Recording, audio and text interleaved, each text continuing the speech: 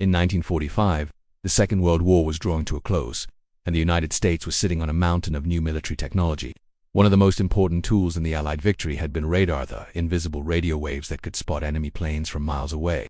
But inside the Raytheon laboratories in Waltham, Massachusetts, a self-taught American engineer named Percy Spencer was about to discover that radar could do something far more interesting than just track airplanes.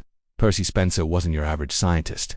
He was an orphan who never finished grammar school, yet he had taught himself enough physics and engineering to become one of Raytheon's top minds. One day, Spencer was working in front of an active magnetron, the high-power tube that generates the radio signals for radar sets. It was just a routine test. He wasn't feeling particularly hot, and the machine wasn't giving off any visible heat. But then, he reached into his pocket. Spencer had a peanut cluster bar tucked away for a snack. To his surprise, the candy bar had transformed into a sticky, gooey mess. It had melted completely, right through the wrapper. Most people would have just been annoyed by the ruined trousers, but Spencer was a genius. He knew he hadn't been standing near a heater.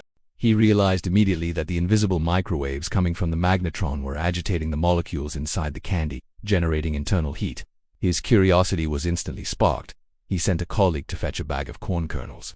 Spencer placed the kernels in front of the magnetron tube. Within seconds, the kernels began to dance. Pop, pop, pop. Before they knew it, the floor of the high-tech laboratory was covered in fresh, fluffy popcorn, the very first food ever intentionally cooked by a microwave.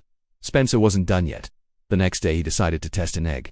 A skeptical colleague leaned in to take a closer look just as the internal pressure became too much. The egg exploded, splattering hot yolk all over the co-worker's face. It was messy, but it was proof. Spencer had discovered a new way to cook, one that was faster than any oven in history. Raytheon filed a patent for Spencer's invention later that year. They called it the Radarange. The first models were absolute monsters. They were 6 feet tall, weighed 750 pounds. Today, over 90% of American homes have a microwave, all because one brilliant engineer paid attention to a melted chocolate bar in his pocket. It remains one of the greatest happy accidents in American history.